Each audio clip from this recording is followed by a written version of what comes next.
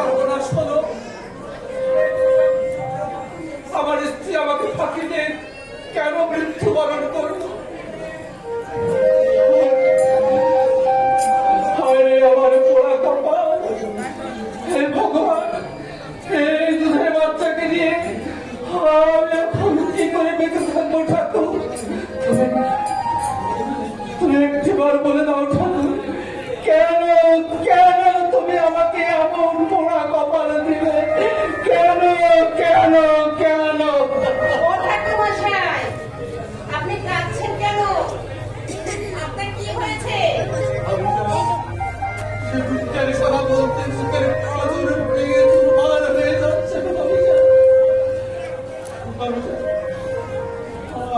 বড়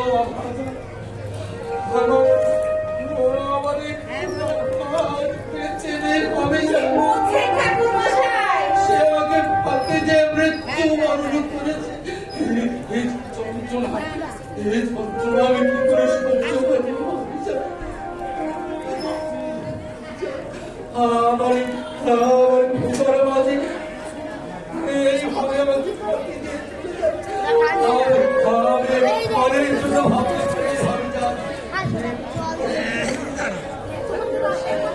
এই যে বড় দুঃখের সংবাদ। আমার যে মনটা বড় ভেঙে ঠাকুরমশাই, মানুষের মরণ বাচন ওই খোদার হাতে। যার যখন সময় হবে তার এই দুনিয়ার মায়া মমতা ত্যাগ করে যেতেই হবে। তাই আর কোনো দুঃখ করে কোনো লাভ হবে না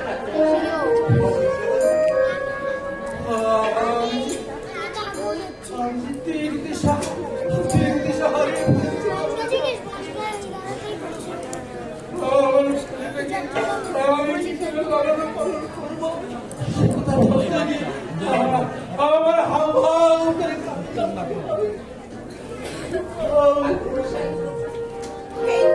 এই দুঃখের সময় এত অধৈর্য চলবে না।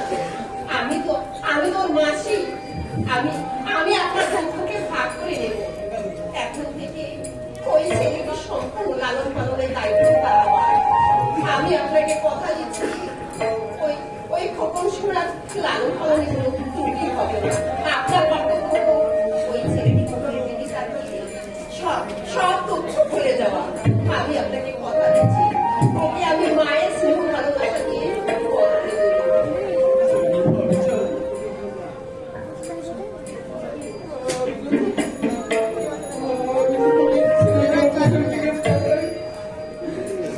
আমার অন্তর থেকে যে কান্না বেরিয়ে আসে, আমি তা সহ্য করতে পারি না।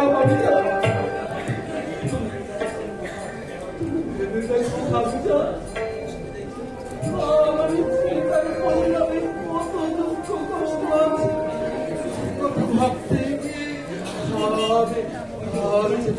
কুল কিনারা পাই না, ভাবি কোন কুল কিনারা পাই না। তোমার কেমন বিচার? তুমি কখন কাকে হাসাও, কখন কাকে কাঁদাও, তুমি জানো।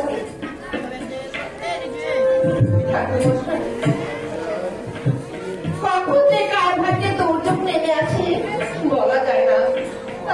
তাই এখন আমাদের এই খোদার উপর ভরসা করে বেঁচে থাকতে হবে।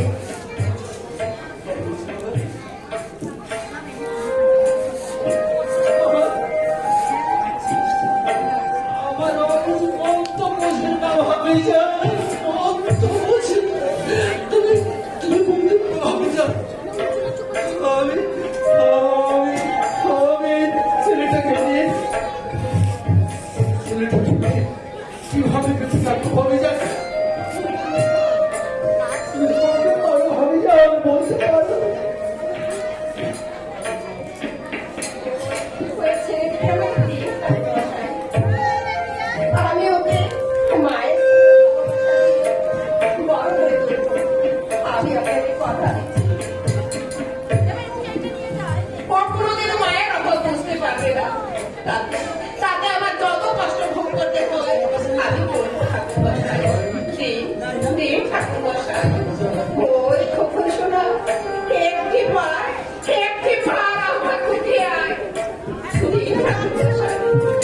ওকে আমাকে দিন।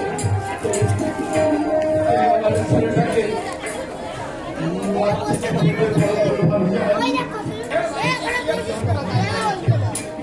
ওরে আমার বুকের পানি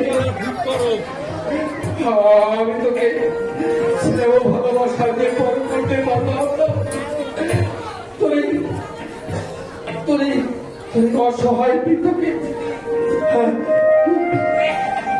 ক্ষমা করে দিস বাবা, তুই ক্ষমা করে দিস। দিন ঠাকুর। ভাবে যায়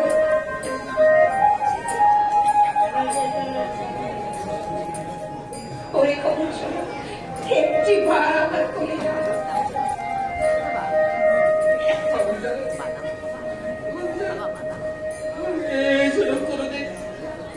মায়ের অভাব বুঝতে না পারে ভাবি যান, মায়ের অভাব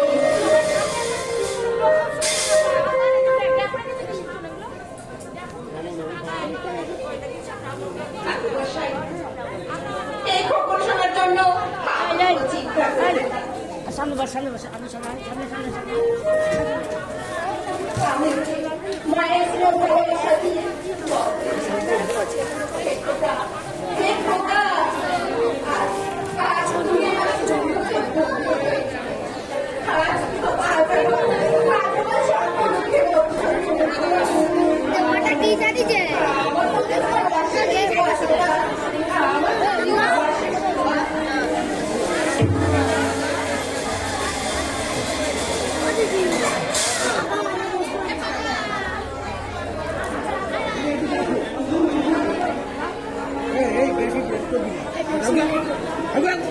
ভাবি যান যেভাবে সরল প্রাণী আমার ছেলেটাকে মানুষ করবার কথা দিল, তাতে আমার চিন্তা উল্টো হলো। ওগো করুণাময়, থাকো তোমার চরণে আমার ছেলেটাকে আশ্রয় দিও ঠাকুর। কৃপাময়, তোমার কৃপায় আজ আমি বন্ধনে মুক্ত হলাম, আর আমি মায়ার বাঁধনে নিজেকে জড়াতে চাই না। তাই আজ এই মুহূর্তে আমি তোমার নাম করতে করতে এই বৃন্দা